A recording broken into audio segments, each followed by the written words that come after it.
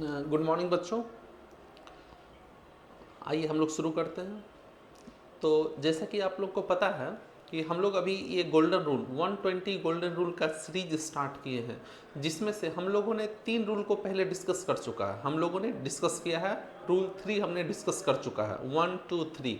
आज हम लोग चौथे रूल के बारे में हम लोग डिस्कस करेंगे, ठीक है ना। और ये सीरीज आपका 120 रूल तक, देखिए ये जो रूल हम लोग डिस्कस कर रहे हैं ये कंप्लीटली डिटेल्ड वे में डिस्कस कर रहे हैं। ऐसा नहीं है कि ऊपर ऊपर हम लोग डिस्कस कर रहे हैं, नहीं, ऊपर ऊपर डिस्कस नहीं कर रहे हैं, हम लोग पूरे डिटेल में डिस्कस कर रहे हैं। और इस तरह से डिस्कस कर रहे हैं ताकि अगर इससे रिलेटेड कोई क्वेश्चन आपके एग्जाम में आए तो वो छूटे नहीं, ठीक है। तो छूटना नहीं चाहिए, तो पूरा डिटेल में हम लोग डिस्कस कर रहे हैं और ये सारे इंपॉर्टेंट रूल्स हैं, ठीक है। तो इसी कड़ी में आज हम लोग चौथे रूल को डिस्कस करेंगे। तो चलिए हम लोग स्टार्ट करते हैं चौथा रूल, ठीक है ना।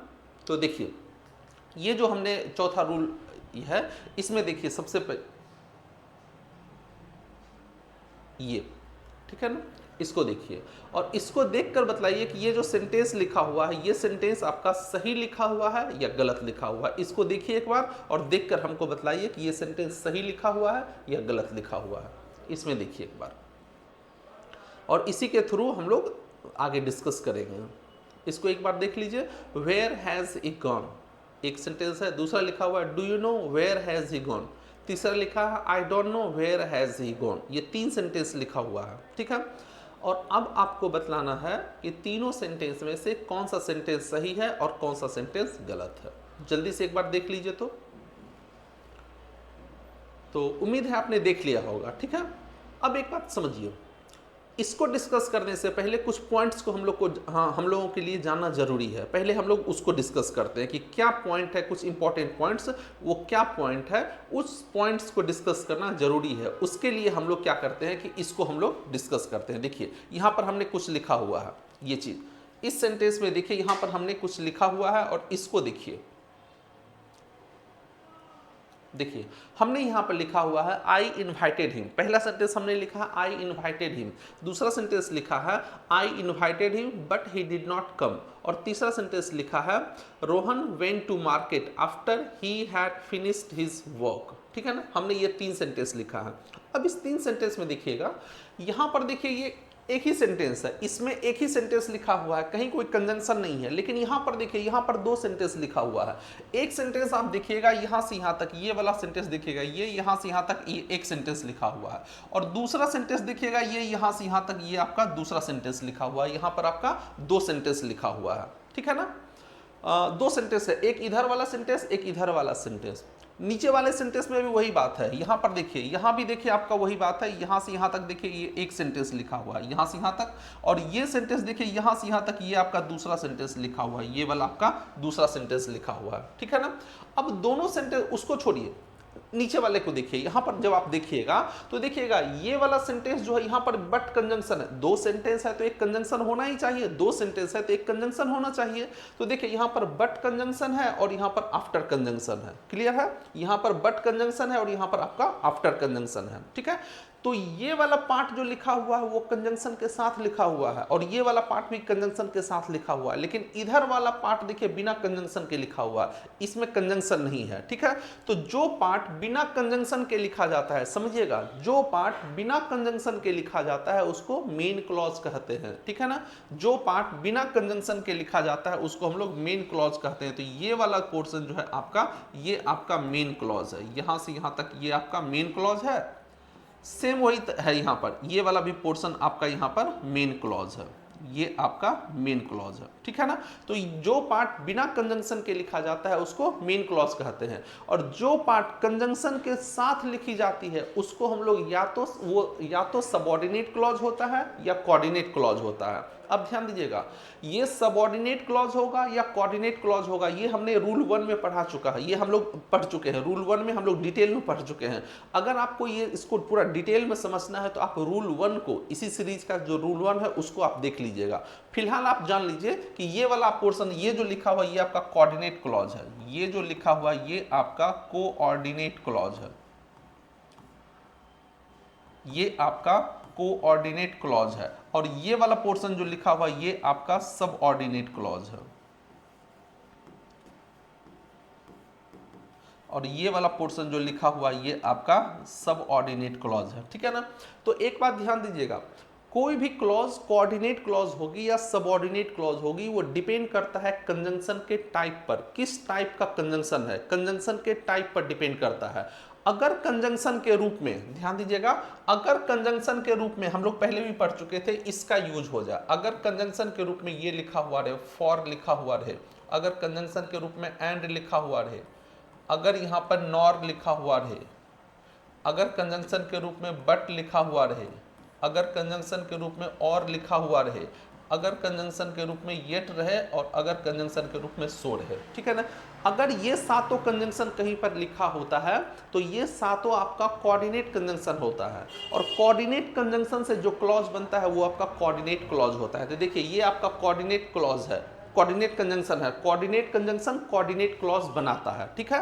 तो इसको याद रखने का एक तरीका आपको बतलाए थे, इसको याद रखने का एक तरीका शॉर्ट फॉर्म जो होता है वो फैन बॉयज होता है, ये आपको बतलाए थे, ये सबों को पता होता है, ये बहुत ही आसान है, सबों को पता है, ये फैन बॉयज है। तो अगर कंजंक्शन के रूप में फैन बॉयज लिखा हुआ है तो समझ जाइएगा कि वो आपका कोऑर्डिनेट क्लॉज बना रहा है, और इन सातों के अलावा कोई भी कंजंक्शन हो वो आपका सबऑर्डिनेट क्लॉज बनाएगा, चाहे कोई भी कंजंक्शन हो, वो कंजंक्शन दैट हो, इफ हो, अनटिल हो, अनलेस हो, आफ्टर, बिफोर, देन, कुछ भी लिखा हुआ रहे, कोई भी कंजंक्शन, WH वर्ड जब कंजंक्शन का काम करता है तब कोई भी कंजंक्शन हो, सबका सब सबऑर्डिनेट क्लॉज बनाएगा, ठीक है। तो ये आपका कोऑर्डिनेट क्लॉज है और ये आपका सबऑर्डिनेट क्लॉज है, ठीक है। यहां पर कंजंक्शन आफ्टर है, ठीक है।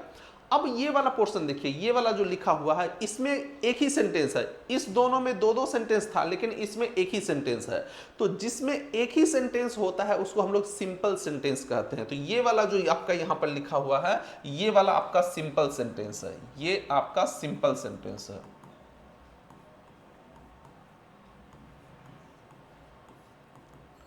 ये सेंटेंस आपका सिंपल सेंटेंस है, क्लियर है। और जिसमें मेन क्लॉज के साथ कोऑर्डिनेट क्लॉज होता है उसको हम लोग कंपाउंड सेंटेंस कहते हैं। मेन क्लॉज के साथ जब कोई कोऑर्डिनेट क्लॉज होता है तब उसको हम लोग कहते हैं कंपाउंड सेंटेंस। तो ये आपका कंपाउंड सेंटेंस है, ठीक है ना। और अगर मेन क्लॉज के साथ सबऑर्डिनेट क्लॉज होता है तब उसको हम लोग कॉम्प्लेक्स सेंटेंस कहते हैं। ये आपका कॉम्प्लेक्स सेंटेंस हो गया, ये आपका कॉम्प्लेक्स सेंटेंस हो गया, ठीक है। तो सेंटेंस तीन प्रकार का होता है, एक होता है सिंपल सेंटेंस, एक होता है कंपाउंड, और तीसरा होता है कॉम्प्लेक्स सेंटेंस, ठीक है। ये चीज याद रखिएगा। तो ये सेंटेंस को पहचानने का तरीका है, और ये रूल 1 में हमने पूरा डिटेल में इसको हमने डिस्कस किया है, रूल 1 में हमने डिटेल में डिस्कस किया है, ठीक है। अब आइए अपने इस क्वेश्चन पर, ये जो लिखा हुआ, अब इसको यहां पर आइए। तो देखिए ये वाला, देखिए ये आपका सिंपल सेंटेंस है, क्योंकि यहां पर देखिए एक ही सेंटेंस लिखा हुआ है, ये आपका सिंपल सेंटेंस है। और यहां पर देखिए कंजंक्शन के रूप में देखिए यहाँ वेयर लिखा हुआ, और यहां भी कंजंक्शन के रूप में वेयर लिखा हुआ है। इसका मतलब ये जो सेंटेंस यहां पर लिखा हुआ है, ये वाला, तो ये आपका सबऑर्डिनेट क्लॉज है, ये यहां से यहां तक आपका सबऑर्डिनेट क्लॉज है, ये आपका सबऑर्डिनेट क्लॉज है।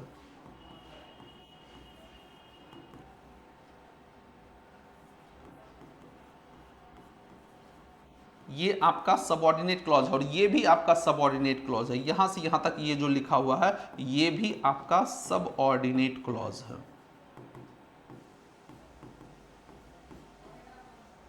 ये भी आपका सबऑर्डिनेट क्लॉज है। अब समझिएगा, अब ध्यान दीजिएगा, ये देखिए ये सिंपल सेंटेंस और ये इंट्रोगेटिव सेंटेंस है, ये आपका कॉम्प्लेक्स सेंटेंस है, ये दोनों आपका कॉम्प्लेक्स सेंटेंस है, और ये आपका इंट्रोगेटिव है, लास्ट में क्वेश्चन मार्क है, और यहाँ लास्ट में क्वेश्चन मार्क नहीं है। तो ये आपका इंट्रोगेटिव सेंटेंस है और ये आपका असर्टिव सेंटेंस है, ठीक है। अब एक बात को और समझिएगा, और इधर वाला तो मेन क्लॉज है ही, ये वाला मेन क्लॉज है ही। अब एक बात और समझिएगा, देखिए हमने एक सेंटेंस लिखा, हमने एक सेंटेंस लिखा, हमने एक सेंटेंस लिखा, I know you, I know you. दूसरा सेंटेंस हमने लिखा, I do not know you.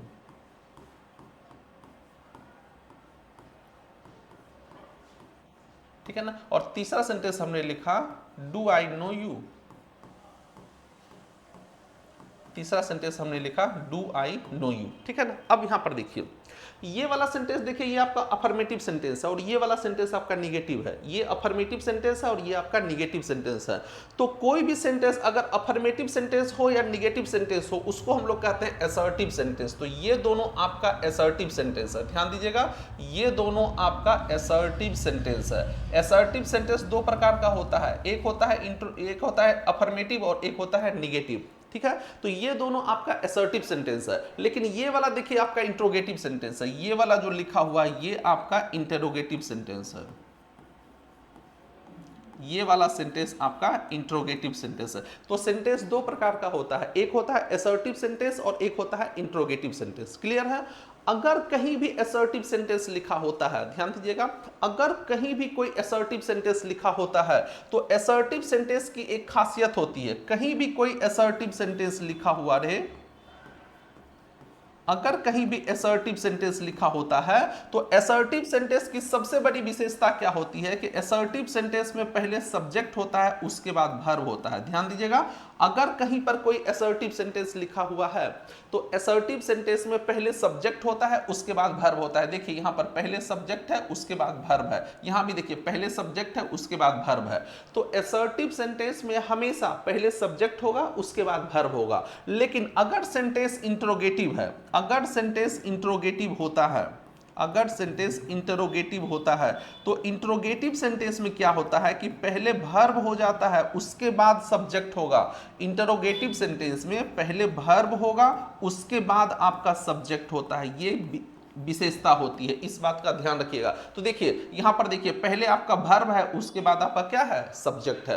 तो इस बात का ध्यान रखिएगा कि अगर कोई सेंटेंस असर्टिव है, असर्टिव सेंटेंस किसको कहते हैं कि अगर सेंटेंस अफर्मेटिव या निगेटिव रहेगा तब इसको हम लोग असर्टिव कहेंगे। असर्टिव सेंटेंस दो प्रकार का होता है, एक होता है पॉजिटिव सेंटेंस, एक होता है निगेटिव सेंटेंस, दोनों को असर्टिव कहते हैं, ठीक है। तो असर्टिव सेंटेंस कहीं भी लिखा हुआ रहेगा तो पहले सब्जेक्ट लिखा हुआ रहेगा उसके बाद वर्ब लिखा हुआ रहेगा। अगर इंट्रोगेटिव सेंटेंस कहीं है तो पहले वर्ब होगा उसके बाद सब्जेक्ट होगा, ठीक है। एक बात और, असर्टिव सेंटेंस जो होता है, असर्टिव सेंटेंस के लास्ट में फुल स्टॉप लिखा होता है और इंट्रोगेटिव सेंटेंस के लास्ट में आपका क्या होता है, नॉट ऑफ इंट्रोगेशन होता है, क्वेश्चन मार्क होता है। क्लियर है, ये बात समझ गई। अब आप ध्यान दीजिए, देखिए ये आपका सिंपल सेंटेंस है और इंट्रोगेटिव है, ये दोनों आपका इंट्रोगेटिव है। अगर कोई सिंपल सेंटेंस इंट्रोगेटिव फॉर्म में लिखा होता है, अब पॉइंट पर आ रहे हैं, अगर कोई सिंपल सेंटेंस है, अगर कोई सिंपल सेंटेंस इंट्रोगेटिव फॉर्म में लिखा होता है तो पहले आपका वर्ब हो जाता है उसके बाद सब्जेक्ट होगा। ध्यान दीजिएगा, पहले वर्ब होगा उसके बाद सब्जेक्ट होगा। कब, जब कोई इंट्रोगेटिव, जब कोई सिंपल सेंटेंस इंट्रोगेटिव फॉर्म में रहेगा तब पहले वर्ब होगा उसके बाद आपका क्या होगा, सब्जेक्ट। यानी कि अगर एक सेंटेंस है और वो आपका इंट्रोगेटिव फॉर्म में लिखा हुआ है तो पहले वर्ब होगा उसके बाद आपका सब्जेक्ट होगा। क्लियर। अब देखिए ये दोनों, देखिए आपका सबऑर्डिनेट क्लॉज है, ये दोनों आपका सबऑर्डिनेट क्लॉज है, ये इंट्रोगेटिव है और ये आपका इंट्रोगेटिव नहीं है, ये असर्टिव है, ठीक है ना। ये इंट्रोगेटिव है और ये इंट्रोगेटिव नहीं है, समझिएगा। अगर, अब पॉइंट पर आ रहे हैं, अगर कोई सबऑर्डिनेट क्लॉज लिखा होता है सेंटेंस में, ध्यान दीजिएगा, अगर कहीं भी कोई सबऑर्डिनेट क्लॉज लिखा हुआ रहेगा तो सबऑर्डिनेट क्लॉज को हमेशा असर्टिव फॉर्म में लिखा जाता है। ध्यान दीजिएगा, सबऑर्डिनेट क्लॉज को हमेशा असर्टिव फॉर्म में लिखा जाता है, यानी कि सबऑर्डिनेट क्लॉज में पहले सब्जेक्ट होता है उसके बाद वर्ब होता है। हमेशा सबऑर्डिनेट क्लॉज में पहले सब्जेक्ट होगा उसके बाद वर्ब होगा, भले ही वह आपका इंट्रोगेटिव सेंटेंस हो या ना हो, इससे कोई फर्क नहीं पड़ता है। सेंटेंस इंट्रोगेटिव हो फिर भी, इंट्रोगेटिव नहीं हो फिर भी, हमेशा अगर वो सबऑर्डिनेट क्लॉज है तो सबऑर्डिनेट क्लॉज में हमेशा पहले सब्जेक्ट होगा उसके बाद वर्ब होगा। लेकिन यहां पर देखिए पहले वर्ब है उसके बाद सब्जेक्ट है, यहां भी पहले वर्ब है उसके बाद सब्जेक्ट है। तो ये दोनों सेंटेंस आपका गलत था और ये वाला सेंटेंस आपका क्या था, सही था। ये ऊपर वाला आपका सही था लेकिन ये नीचे वाला दोनों सेंटेंस आपका क्या था, गलत था, ठीक है। तो इसको सही करने का तरीका है कि आप ये जो हैज लिखा हुआ, इस हैज को उठाइए और हैज को उठाकर आप यहां रख दीजिए, सेंटेंस आपका सही हो गया। इसमें भी वही बात है, यहां भी आप इस हैज को उठाइए और हैज को उठाकर आप यहां पर रख दीजिए, ही के बाद रख दीजिए, सेंटेंस आपका क्या हो गया, सही हो गया। I don't know where he has gone, do you know where he has gone, ठीक है। अब समझिएगा, अगर कोई सेंटेंस इंट्रोगेटिव है तो इंट्रोगेटिव केवल मेन क्लॉज को बनाया जाता है। देखिए मेन क्लॉज में पहले वर्ब है उसके बाद क्या है, सब्जेक्ट है, ठीक है। तो क्या सीखा आपने यहां से? आपने यहां से ये सीखा कि अगर कोई सेंटेंस सबऑर्डिनेट, अगर कोई सबऑर्डिनेट क्लॉज है, सबऑर्डिनेट क्लॉज में हमेशा ही पहले सब्जेक्ट होता है उसके बाद वर्ब होता है। फिर से समझिए, सबऑर्डिनेट क्लॉज में हमेशा ही पहले सब्जेक्ट होगा उसके बाद वर्ब होगा, भले ही वह सबऑर्डिनेट क्लॉज इंट्रोगेटिव हो या ना हो, उससे कोई फर्क नहीं पड़ता है। अगर कहीं पर सबऑर्डिनेट क्लॉज लिखा हुआ है, कहने का मतलब ये हो गया, अगर कहीं पर सबऑर्डिनेट क्लॉज लिखा हुआ है तो सबऑर्डिनेट क्लॉज में क्या होता है, हमेशा पहले सब्जेक्ट होगा उसके बाद आपका वर्ब होगा। सबऑर्डिनेट क्लॉज अगर कहीं भी लिखा हुआ रहे तो सबऑर्डिनेट क्लॉज में हमेशा पहले सब्जेक्ट होता है और उसके बाद आपका क्या होता है, वर्ब होता है। भले ही लास्ट में फुल स्टॉप रहे या लास्ट में कॉमा रहे, उससे कोई फर्क नहीं पड़ता है। अगर सबऑर्डिनेट क्लॉज है तो पहले सब्जेक्ट होगा उसके बाद आपका वर्ब होगा। तो इस बात को याद रखिएगा कि सबऑर्डिनेट क्लॉज हमेशा असर्टिव फॉर्म में लिखा जाता है। क्लियर? अब इसको देखिए, ये अभी हमने देखा सेंटेंस को कैसे पहचानेंगे। अब इस चीज को देखिए, देखिए ये सेंटेंस अब हमको बतला दिए कि इस सेंटेंस में कहां पर गलती है। इस सेंटेंस को देखिए और देखकर बतलाइए कि इसमें कहां पर गलती है। When will he return home is not known to me. When will he return home is not known to me. देख लिए होंगे आपने, ठीक है। अब एक बात समझिएगा, ठीक है ना। इसको समझने से पहले अब आप यहां पर देखिएगा, देखिए सबऑर्डिनेट क्लॉज कब बनता है, जब कंजंक्शन के साथ कोई क्लॉज लिखा होता है तो वो सबऑर्डिनेट क्लॉज, ठीक है। और कंजंक्शन कौन सा कंजंक्शन, फैन बॉयज को छोड़कर कोई भी क्लॉज हो वो आपका सबऑर्डिनेट क्लॉज होता है। क्लियर? अब एक बात समझिए, देखिए यहां पर एक वर्ब लिखा हुआ है, ये इज, ये वाला पोर्शन आपका वर्ब है, ये इज आपका यहां पर वर्ब लिखा हुआ है। अगर ये वर्ब है तो इस वर्ब का कोई ना कोई सब्जेक्ट होगा ही, बिना सब्जेक्ट का तो वर्ब नहीं आ सकता। तो अगर इज यहाँ पर आपका सब्जेक्ट वर्ब है तो इसका कोई ना कोई सब्जेक्ट होगा। तो आप हमको सिर्फ ये देखकर बतला दीजिए कि ये इस इज वर्ब का सब्जेक्ट यहाँ पर क्या है। क्या होम इसका सब्जेक्ट है? क्या होम इसका सब्जेक्ट है? हमको ये सोचना है। तो होम सब्जेक्ट हो ही नहीं सकता, होम आपका एडवर्ब है, होम आपका हमेशा ही एडवर्ब होता है, ये सब्जेक्ट हो ही नहीं सकता। तो फिर इस इज वर्ब का सब्जेक्ट कहाँ है, सिर्फ हमको ये बतला दीजिए, इस इज वर्ब का सब्जेक्ट कहाँ। तो ध्यान दीजिए, कह रहा है is not known to me, मुझे पता नहीं है, मुझे पता नहीं है। अब क्या चीज पता नहीं है, कि वो कब घर लौटेगा यह मुझे पता नहीं है। तो ये जो वर्ब है, इस वर्ब का सब्जेक्ट ये पूरा का पूरा यहां से यहां तक ये जो क्लॉज लिखा हुआ है, ये क्लॉज इस वर्ब का क्या है, सब्जेक्ट है। और आपको पता है कि ये क्लॉज आपका क्या है, सबऑर्डिनेट क्लॉज है, ठीक है। इसको डिटेल में हम लोग डिस्कस करते हैं, और डिटेल में डिस्कस करने के लिए सबसे पहले हम लोग इस सेंटेंस को देखते हैं, ठीक है ना। इस सेंटेंस को देखते हैं और इसको देखिए, और उसके बाद एक बार देख लीजिए, बस 5 सेकंड के अंदर इस सेंटेंस को देखिए और इसके बारे में हम लोग डिटेल में डिस्कस करते हैं। पहले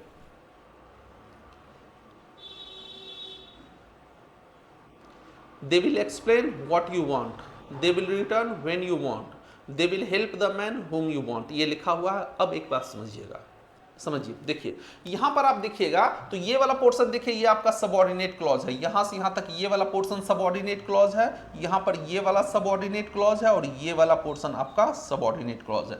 तीनों सेंटेंस में देखिएगा तो उधर वाला आपका मेन क्लॉज है, बिना कंजंक्शन के लिखा हुआ है, तो वो वाला मेन क्लॉज है, और ये तीनों आपका क्या है, सबऑर्डिनेट क्लॉज है। क्लियर है? अब एक सेंटेंस हम लिखते हैं, एक चीज देखिए, हमने एक सेंटेंस लिखा,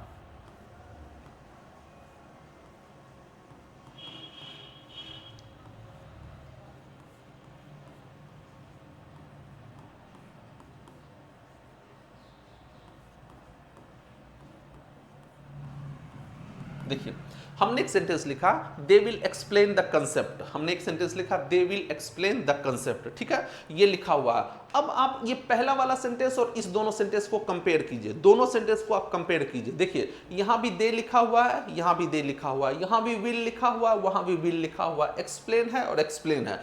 अब एक ही चीज है, यहां पर ये वाला जो पोर्शन लिखा हुआ है, ये द कंसेप्ट, ये वाला पोर्शन जो लिखा हुआ है, यहां पर देखिए ये वाला पोर्शन आपका सब्जेक्ट है, ये वाला पोर्शन सब्जेक्ट है। विल कंसेप्ट जो लिखा हुआ है, ये विल कंसेप्ट आपका वर्ब है, विल एक्सप्लेन वर्ब है, और कंसेप्ट जो लिखा हुआ है, ये कंसेप्ट आपका यहां पर ऑब्जेक्ट है, ये वाला पोर्शन ऑब्जेक्ट है।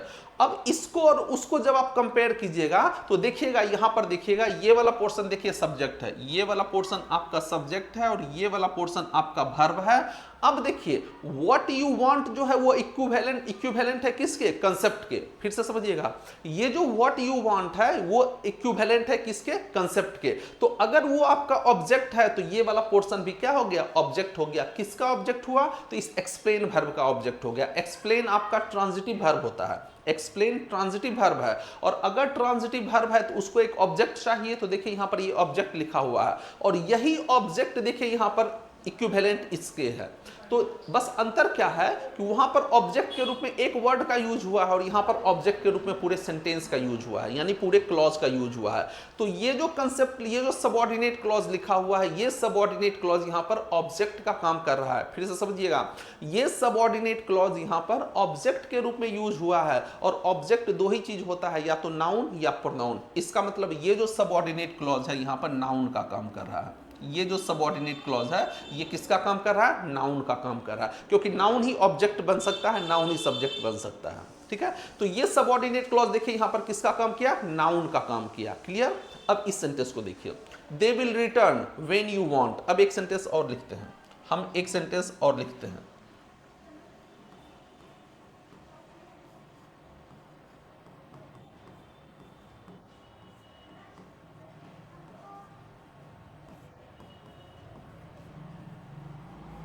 देखिए हमने एक सेंटेंस लिखा, दे विल रिटर्न टुडे। समझिएगा, दे विल रिटर्न टुडे। तो देखिए ये वाला पोर्शन दे जो लिखा हुआ, ये दे आपका यहां पर सब्जेक्ट है, ये वाला सब्जेक्ट है। विल रिटर्न जो लिखा हुआ, ये विल रिटर्न आपका वर्ब है, और ये जो टुडे है ये व्हेन का रिप्लाई है। पता है, ये व्हेन का रिप्लाई, और व्हेन का रिप्लाई एडवर्ब ऑफ टाइम होता है, यानी कि ये आपका क्या है, एडवर्ब है। ये टुडे, कोई भी टाइम जो होता है वो एडवर्ब होता है, ध्यान दीजिएगा, ये एडवर्ब है। तो ये जो टुडे लिखा हुआ, ये टुडे यहां पर आपका ये एडवर्ब है, ये टुडे आपका एडवर्ब है। ठीक है, अब इस सेंटेंस को इस सेंटेंस से कंपेयर कीजिए। तो देखिए यहां भी दे लिखा हुआ है, वहां भी दे लिखा हुआ है, विल रिटर्न यहां भी है, विल रिटर्न वहां भी है, और ये देखिए ये पूरा का पूरा क्लॉज जो है वो इक्विवेलेंट है किसके, टुडे के इक्विवेलेंट है। तो इसका मतलब वो टुडे एडवर्ब है, तो ये पूरा का पूरा क्लॉज यहां पर किसका काम कर रहा है, ये पूरा का पूरा क्लॉज यहां पर एडवर्ब का काम कर रहा है। ठीक है, तो देखिए ये भी सबऑर्डिनेट क्लॉज था, ये भी सबऑर्डिनेट क्लॉज था। ये सबऑर्डिनेट क्लॉज यहां पर नाउन है, और ये सबऑर्डिनेट क्लॉज यहां पर एडवर्ब है। ठीक है, हम पढ़ रहे हैं function of subordinate clause in a sentence. Sentence में सबऑर्डिनेट क्लॉज का क्या फंक्शन होता है। तो एक फंक्शन होता है कि सबऑर्डिनेट क्लॉज नाउन का काम करता है, और दूसरा होता है कि सबऑर्डिनेट क्लॉज एडवर्ब का काम करता है। क्लियर। अब यहां पर देखिए, ये देखिए हुम आपका रिलेटिव प्रोनाउन है, ये हुम आपका कंजंक्शन है, और कंजंक्शन रिलेटिव प्रोनाउन है। और आप शुरू से जानते हैं रिलेटिव प्रोनाउन जो क्लॉज बनाता है वो रिलेटिव क्लॉज होता है, और रिलेटिव क्लॉज हमेशा एडजेक्टिव का काम करता है, क्योंकि ये पूरा का पूरा क्लॉज किसके बारे में बात कर रहा है, इस मैन के बारे में बात कर रहा है।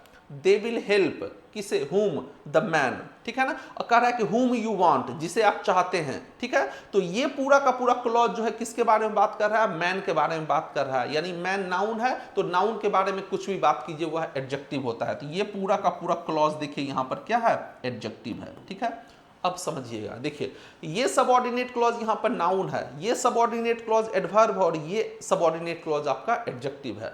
तो अगर कहीं भी कोई सबऑर्डिनेट क्लॉज सेंटेंस में लिखा हुआ रहेगा तो वो तीन ही चीज का काम करता है, या तो वो नाउन होगा, या एडजेक्टिव होगा, या नहीं तो एडवर्ब होगा। क्लियर। सबऑर्डिनेट क्लॉज हमेशा सेंटेंस में या तो नाउन का काम करेगा, या एडजेक्टिव का काम करेगा, या नहीं तो एडवर्ब का काम करता है। बस यही तीन चीज का काम करता है। क्लियर है। अब आइए यहां देखिए, ये देखिए ये वर्ब है, और इस वर्ब का सब्जेक्ट देखिए ये पूरा का पूरा यहां से यहां तक ये क्लॉज है। तो सब्जेक्ट का काम कौन करता है, कोई ना कोई एक नाउन ही करता है। तो ये पूरा का पूरा सबऑर्डिनेट क्लॉज, ये जो पूरा का पूरा सबऑर्डिनेट क्लॉज लिखा हुआ है, ये सबऑर्डिनेट क्लॉज आपका पूरा का पूरा यहां पर नाउन है। ये सबऑर्डिनेट क्लॉज आपका यहां पर नाउन है, ये आपका नाउन है। ये सबऑर्डिनेट क्लॉज आपका यहां पर क्या है, नाउन है। अब देखिए अगर ये सबऑर्डिनेट क्लॉज है, तो अभी हम क्या पढ़े थे कि सबऑर्डिनेट क्लॉज में हमेशा पहले सब्जेक्ट होता है, उसके बाद वर्ब होता है। कहीं भी सबऑर्डिनेट क्लॉज लिखा हुआ रहे, चाहे सबऑर्डिनेट क्लॉज पहले लिखा हुआ रहे या बाद में लिखा हुआ रहे, उससे कोई फर्क नहीं पड़ता है।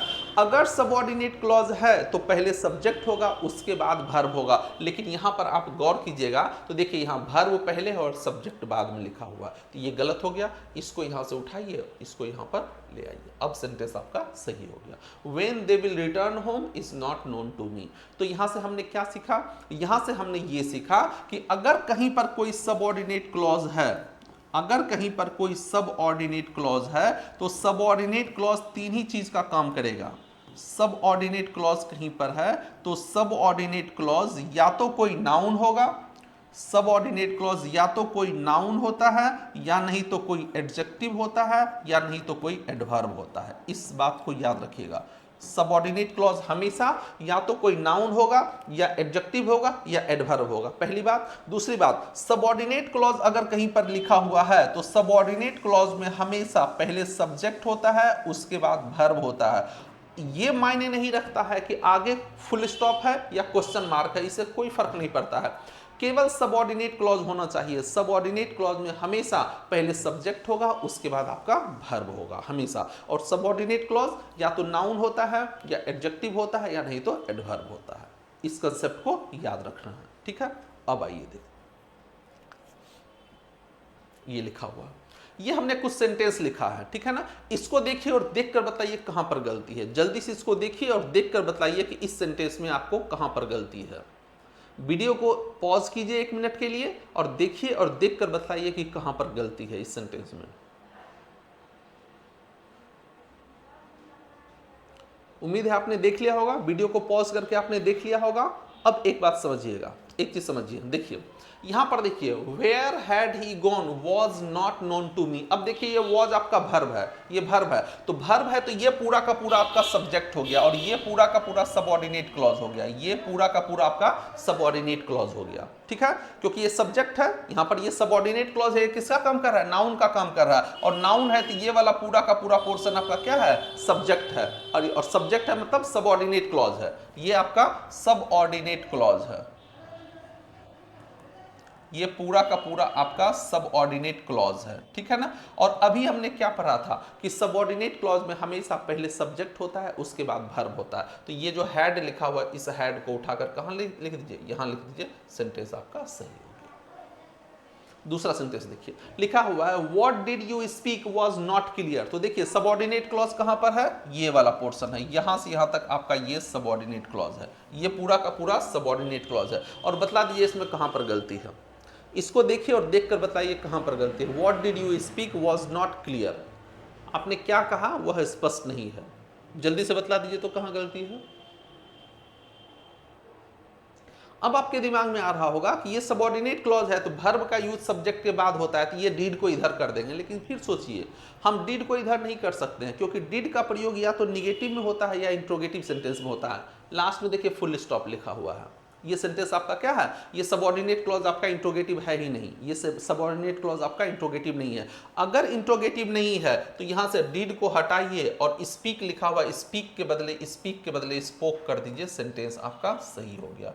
स्पीक लिखा हुआ, ये देखिए पास्ट इंडेफिनिट, चूंकि ये पास्ट में था तो इसको हम लोग किस में चेंज किए, पास्ट में चेंज किए। तो what you spoke was not clear, तो स्पीक को हटाकर हम लोग क्या कर देंगे, स्पोक कर देंगे, सेंटेंस आपका सही हो गया। तीसरा सेंटेंस देखिए, Why does he worry over petty matter is not known। वह इतनी छोटी सी बात पर क्यों दुखी हो जाता है पता नहीं है। जल्दी से बताइए कहां गलती है, इसको देखिए और देखकर बताइए कि कहां पर गलती है इसमें। तो फिर वही बात, ये वाला पूरा पोर्शन देखिए, ये आपका सबऑर्डिनेट क्लॉज है, यहां से लेकर के ये वाला पोर्शन है यहां पर ये तक, ये आपका सबऑर्डिनेट क्लॉज है, यहां से लेकर के ये वाला पोर्शन, यहां से लेकर के यहां तक, ये पूरा का पूरा आपका सबऑर्डिनेट क्लॉज है, क्योंकि ये इस वर्ब का क्या है, सब्जेक्ट है, और सब्जेक्ट कोई ना कोई नाउन ही होता है, तो ये बोला पूरा का पूरा पोर्शन आपका क्या है, नाउन है, ठीक है। तो ये वाला पोर्शन है। अब देखिए ये सबऑर्डिनेट क्लॉज है, तो और सबऑर्डिनेट क्लॉज में होता क्या है, तो सबऑर्डिनेट क्लॉज में पहले सब्जेक्ट होता है उसके बाद वर्ब होता है। तो लेकिन यहां देखिए वर्ब पहले है और सब्जेक्ट क्या है, बाद में है। तो इस डज को अगर हम इधर कर देंगे फिर भी गलत नहीं रहेगा, फिर भी गलत रहेगा, क्योंकि ये सेंटेंस सबऑर्डिनेट क्लॉज इंट्रोगेटिव है ही नहीं। तब यहां से डज को हम लोग क्या करेंगे, हटाएंगे, और ये जो वरी लिखा हुआ, वरी के स्थान पर हम लोग वरीज लिख देंगे, प्रेजेंट इंडेफिनिट में। Why he worries, why he worries is over पेटी मैटर्स इज नॉट क्लियर। अब आपका ये सेंटेंस क्या हो गया, सही हो गया। इसको देखिए, tell me why are you abusing me, तो मुझे क्यों गाली, बताओ मुझे क्यों गाली दे रहे हो। Tell me why are you abusing me, इसको देखिए और देखकर बताइए कहाँ गलती है। Tell me why are you abusing me, सुनने में ये बहुत अच्छा लगता है, सुनने में ये बहुत अच्छा लगता है कि हाँ इसी तरह होता है, लेकिन ध्यान दीजिएगा ये वाला पोर्शन देखिए, ये सबऑर्डिनेट क्लॉज है, यहाँ से यहाँ तक देखिए ये पूरा का पूरा यहाँ से सबऑर्डिनेट क्लॉज है, और इधर वाला आपका क्या है, मेन क्लॉज है। और सबऑर्डिनेट क्लॉज में हमेशा पहले सब्जेक्ट होगा उसके बाद वर्ब, तो ये यू को यहाँ से उठाइए, यू को उठा के यहाँ लिख दीजिए, सेंटेंस सही हो गया। Why you are abusing me, why you are abusing me, सुनने में ये बहुत अच्छा लगता है, why are you abusing me. केवल अगर ये लिखा होता, अगर टेल मी नहीं लिखा होता तब ये सही था, why are you abusing me, तब ये सही था। लेकिन जैसे ही टेल मी आ गया वो आपका मेन क्लॉज बन गया, और इधर वाला सबऑर्डिनेट क्लॉज, और सबऑर्डिनेट क्लॉज में हमेशा पहले सब्जेक्ट उसके बाद वर्ब। इसको बता दीजिए। He asked the man where is he going, उसने उस आदमी से पूछा कि वह कहाँ जा रहा है। जल्दी से बतला दीजिए। उसने उस आदमी से पूछा कि वह कहाँ जा रहा है। तो फिर वही बात देखिए, ये वेयर कंजंक्शन है, तो ये वाला पूरा का पूरा पोर्शन क्या हो गया, सबऑर्डिनेट क्लॉज हो गया। अगर सबऑर्डिनेट क्लॉज हुआ तो वर्ब का यूज जब भी होगा तो सब्जेक्ट के बाद होगा। तो ये जो इज लिखा हुआ, इज को कहाँ कर देंगे, इज को हम लोग इधर कर देंगे, ये इज लिखा हुआ इज को हम लोग यहाँ कर देंगे। अब सेंटेंस आपका क्या हो गया, सही हो गया। लेकिन अभी भी गलत है, ये वाला सेंटेंस अभी भी गलत है। क्यों गलत है, सोचिए। ये इसलिए गलत है क्योंकि देखिए ये वाला पोर्शन आपका मेन क्लॉज है, यहां से यहां तक मेन क्लॉज है, और मेन क्लॉज आपका किस में है, पास्ट में है। तो अगर मेन क्लॉज पास्ट में होता है तो सबऑर्डिनेट क्लॉज भी क्या होता है, पास्ट में होता है।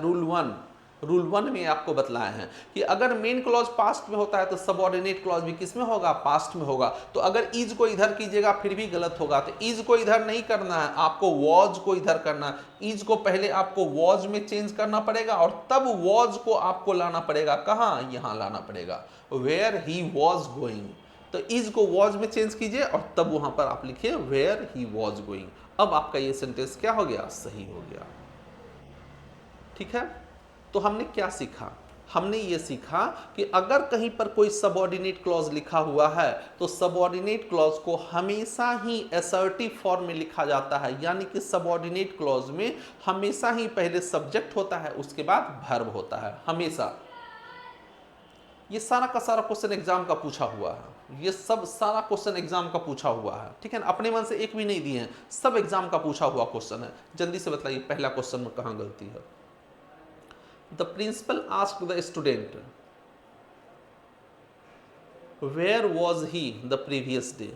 तो देखिए यहां पर देखिए वेयर आपका कंजंक्शन है, वेयर कंजंक्शन है तो ये बना दिया सबऑर्डिनेट क्लॉज बना दिया। तो सबऑर्डिनेट क्लॉज में पहले सब्जेक्ट होता है उसके बाद वर्ब होता है। वॉज को उठाइए, वॉज को उठा के यहां कर दिया, वेयर ही वॉज कर दीजिए, वेयर ही वॉज। अब सेंटेंस आपका सही हो गया। दूसरा सेंटेंस बताइए। The boy asked his father, why was he cutting down the tree? लड़के ने अपने पापा से पूछा कि वह पेड़ को क्यों क्यों काट रहे हैं। जल्दी से बताइए। तो फिर वही बात देखिए, why आपका कंजंक्शन हो गया। WH वर्ड का यूज सेंटेंस के बीच में हो जाए तो वह हमेशा ही कंजंक्शन होता है, और अगर कंजंक्शन हुआ तो WH वर्ड सबऑर्डिनेट क्लॉज बनाया, और अगर सबऑर्डिनेट क्लॉज बनाया तो पहले सब्जेक्ट होगा उसके बाद वर्ब होगा। लेकिन यहाँ पर देखिए ये आपका वर्ब जो है पहले है, सब्जेक्ट बाद में। तो इस वॉज को उठाएंगे, वॉज को उठा के यहाँ पर ले आएंगे, वाई ही वॉज कर देंगे, सेंटेंस आपका सही हो जाएगा।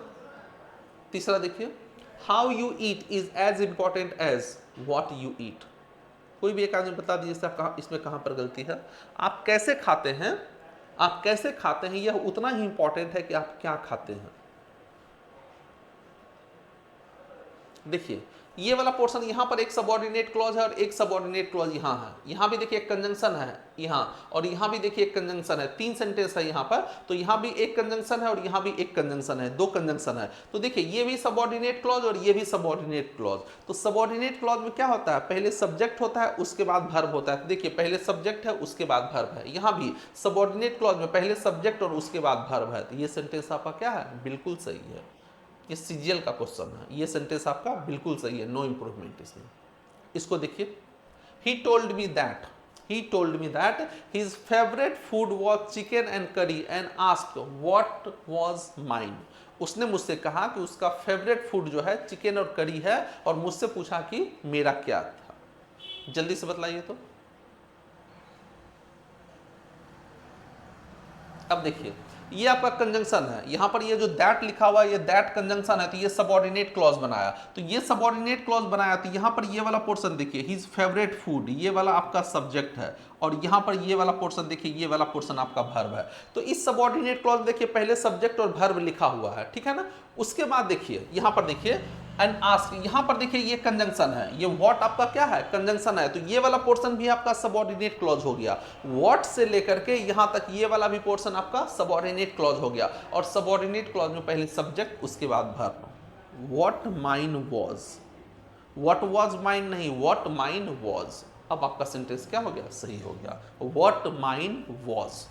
इसको देखिए तो, they asked her who she was and what was the purpose of her coming. उसने उससे पूछा कि वह कौन थी और उसके आने का क्या उद्देश्य था, ठीक है ना। जल्दी से बतलाइए तो। They asked her who she was and what was the purpose of her coming was. ये सारा का सारा क्वेश्चन एग्जाम का है, अपने मन से कुछ भी नहीं दिए हैं, सब एग्जाम का पूछा हुआ क्वेश्चन है। तो देखिए, ये देखिए ये आपका मेन क्लॉज है और ये आपका सबऑर्डिनेट क्लॉज है। सबऑर्डिनेट क्लॉज में देखिए यहां पर पहले आपका सब्जेक्ट लिखा हुआ, उसके बाद वर्ब लिखा हुआ, कहीं पर कोई गलती नहीं है, ठीक है ना। अब यहां पर देखिए and what was the purpose of, अब यहां पर देखिए ये वॉज देखिए पहले लिखा हुआ है और पर्पस देखिए बाद में लिखा हुआ है, तो ये आपका गलत हो गया। तो इस पर्पस को, इस वॉज को कहां होना चाहिए, what the purpose of her coming was. ये जो वॉज है ये वॉज आपका यहां पर होना चाहिए था, ये वॉज आपका वहां पर होना चाहिए था। What the purpose of her coming was, इसको यहां पर होना चाहिए था, ठीक है। तो ये वॉज यहां नहीं, वॉज वहां होना चाहिए था, ठीक है। तो अब हमको ये समझना है कि हम लोग एरर किस पार्ट को मानेंगे, एरर हम इस पार्ट को सी पार्ट को मानेंगे या एरर हम डी पार्ट को मानेंगे, किस पार्ट को मानेंगे, क्योंकि वहां पर हमको एक वॉज की जरूरत है, ठीक है, और यहां पर हमको वॉज नहीं चाहिए। तो बताइए किस पार्ट को एरर मानेंगे, सी पार्ट को एरर मानेंगे, क्योंकि वॉज यहां पर क्या है, गलत है, यहां पर वॉज नहीं होना चाहिए। जब हमको यहीं पर एरर मिल गया तो आगे जाने की जरूरत ही नहीं है, यहीं पर हमको एरर मिल गया, तो एरर आपका कौन सा पार्ट हो गया, सी पार्ट हो गया। तो ये जो वॉज लिखा हुआ ये वॉज यहां पर आपका नहीं होगा, तो एरर आपका सी पार्ट में है। ये सारा क्वेश्चन आपके एग्जाम का पूछा हुआ है, इसको देखिए, ये सब भी सारे आपके एग्जाम के पूछे हुए क्वेश्चन है। जल्दी से इसको देखिए और देखकर बताइए इसमें कहां गलती है, यानी कौन सा ऑप्शन होगा। His colleagues could not tell me why did he not come। तो देखिए यहां पर देखिए why did he not come लिखा हुआ है। अब देखिए यहां पर ये सब्जेक्ट लिखा हुआ है, ये वाला पोर्शन सब्जेक्ट है और ये वाला पोर्शन देखिए आपका वर्ब है, और ये आपका सबऑर्डिनेट क्लॉज है, और सबऑर्डिनेट क्लॉज में वर्ब पहले है सब्जेक्ट बाद में है, तो नो इंप्रूवमेंट वाला ऑप्शन तो आपका ऐसे ही खत्म हो गया। यहां भी वही चीज है, यहां भी देखिए यहां पर ये वर्ब पहले कर दिया और सब्जेक्ट बाद में कर दिया, तो ये वाला ऑप्शन आपका ऐसे ही खत्म हो गया, ठीक है ना। और यहां पर देखिए नॉट का प्रयोग हेल्पिंग वर्ब के बाद होता है हमेशा, याद रखिएगा, ये जो नॉट है और ये वाला हेल्पिंग वर्ब है, नॉट का यूज हेल्पिंग वर्ब के बाद होता है, लेकिन हेल्पिंग वर्ब के पहले लिखा हुआ, तो ये वाला ऑप्शन आपका गलत हो गया, आंसर ये हो गया, why he did not come. इसको देखिए, can you tell me what time is it, बताइए कौन सा ऑप्शन होगा, can you tell me what time is it.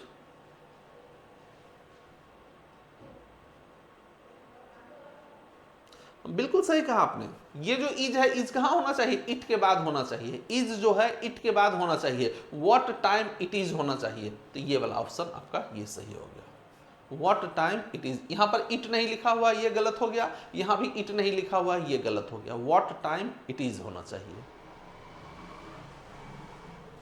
ये बताइए तो, I asked the traveller where is he going, I asked the traveler where is he going। तो सबसे पहले आप ये देखिए, इधर देखिए ये मेन क्लॉज है, ये मेन क्लॉज आपका पास्ट में है। अगर मेन क्लॉज पास्ट में है तो सबऑर्डिनेट क्लॉज भी पास्ट में ही होगा, इज तो आपका होगा ही नहीं। यहां पर वॉज लिखा होता तब थोड़ा सा सोचा जा सकता था, फिर भी गलत ही होता। इज लिखा हुआ, इज वाला तो ऑप्शन होगा ही नहीं, तो ये वाला गलत हो गया, तो ये वाला गलत हो गया। यहां भी इज लिखा हुआ है तो ये वाला भी आपका क्या हो गया, गलत हो गया। ठीक है, और ये आपका सबऑर्डिनेट क्लॉज है, तो जो भी सबऑर्डिनेट क्लॉज होगा वो वर्ब कहां होगा, बाद में होना चाहिए, लेकिन वॉज देखिए यहां पहले लिखा हुआ, ये वाला ऑप्शन गलत।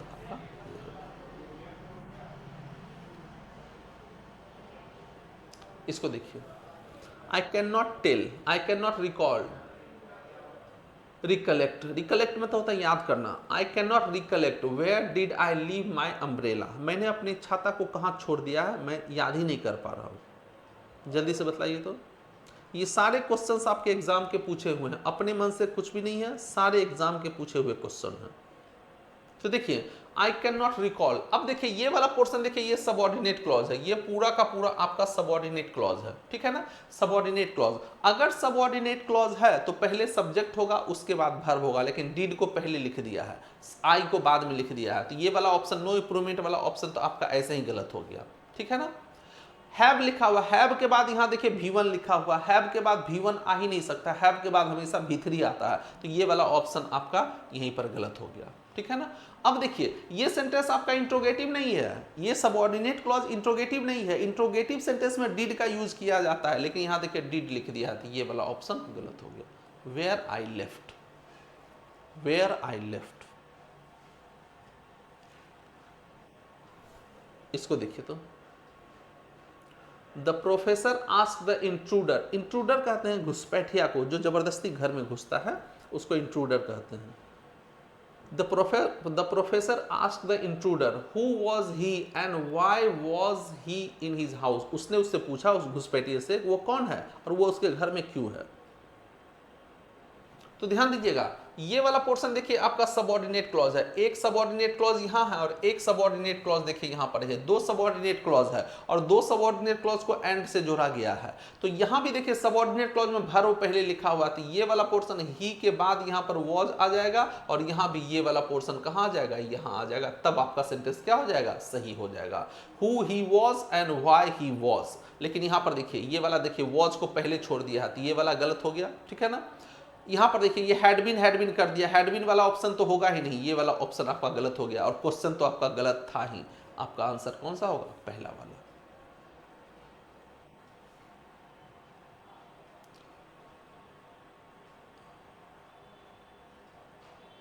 ये बतला दीजिए तो इसमें क्या होगा। I ask the traveller where is he going,